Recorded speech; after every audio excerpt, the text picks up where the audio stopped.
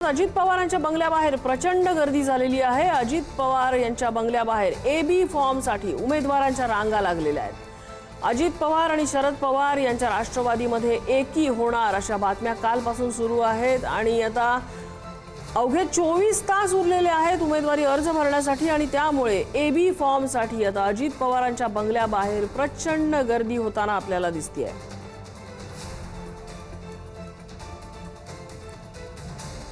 सकाळपासूनच हे चित्र आहे। अजित पवारांच्या बंगल्याबाहेर गर्दी आहे। दुसरीकडे शरद पवार यांच्या कार्यालयाबाहेर मात्र शुकशुकाट होता, सन्नाटा होता। अजित पवार यांच्या बंगल्याबाहेर मात्र मोठ्या प्रमाणात उमेदवारांच्या रांगा आपल्याला लागलेल्या दिसतात। काल बारामतीमधल्या कार्यक्रमात शरद पवार आणि अजित पवार यांच्यामध्ये चर्चा झाली होती आणि पुण्यामध्ये एकत्र निवडणूक लढवण्याचं निश्चित झाल्याचं कळलं होतं आणि आता कुणाची नावं यादीत येणार, यादी कधी जाहीर करणार हा प्रश्न असतानाच उमेदवारांच्या एबी फॉर्मसाठी अजित पवारांच्या निवासस्थानाबाहेर रांगा लागलेल्या आहेत। उमेदवारी अर्ज भरण्यासाठी इच्छुकांची लगबग झालेली आपल्याला दिसतेय। पुण्यातल्या अजित पवारांचं निवासस्थान आणि त्या निवासस्थानाबाहेरचं हे चित्र, इच्छुकांची आणि त्यांच्या कार्यकर्त्यांची या ठिकाणी गर्दी झालेली आपल्याला दिसतेय।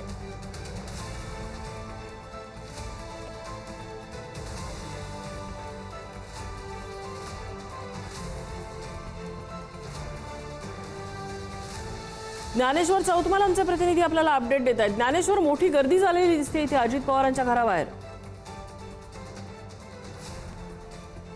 अगदी खरं आहे। आता उद्याचा एक शेवटचा दिवस उरलेला आहे उमेदवारी अर्ज दाखल करण्याचा आणि हाच उमेदवारी अर्ज दाखल करताना ज्या सगळ्या उमेदवारांना एबी फॉर्म्स लागतात ते मिळवण्यासाठी सगळे उमेदवार आपल्याला अजित पवारांच्या बंगल्याबाहेर मोठी गर्दी करताना बघायला मिळतात।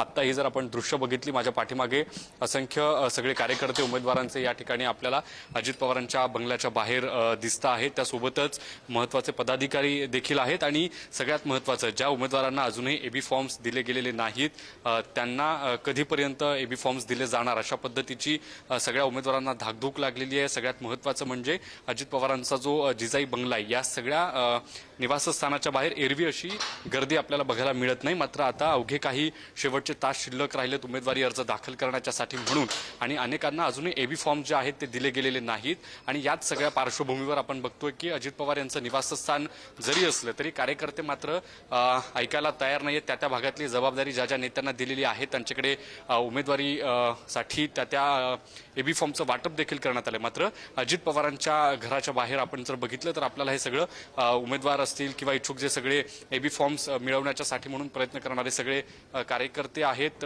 त्यांची एकूण ही सगळी गर्दी या ठिकाणी आपल्याला बघायला मिळते। अत्यंत वरिष्ठ पातळीवर दोन महत्त्वाच्या शहरांच्या बैठका देखील सध्या अजित पवारांच्या बंगल्यात सुरू आहेत, ज्यात पिंपरी चिंचवड शहराचा महत्त्वाच्या काही जागांचा जो पेच होता जो अजूनही सुटलेला नाही त्यावर चर्चा सुरू आहे। तर दुसरीकडे पुणे महानगरपालिकेतल्या अर्थात दोन्ही राष्ट्रवादी जेव्हा एकत्र ही सगळी निवडणूक लढतात या सगळ्या अनुषंगानं कुठली जागा कुणाच्या अगदी आणि त्यामुळे ही गर्दी आता आणि त्यामुळे कुठली जागा कुणाला मिळणार याची उत्सुकता असेल। ज्ञानेश्वर, अपडेट घेत राहू तुर्तास। धन्यवाद या माहितीबद्दल।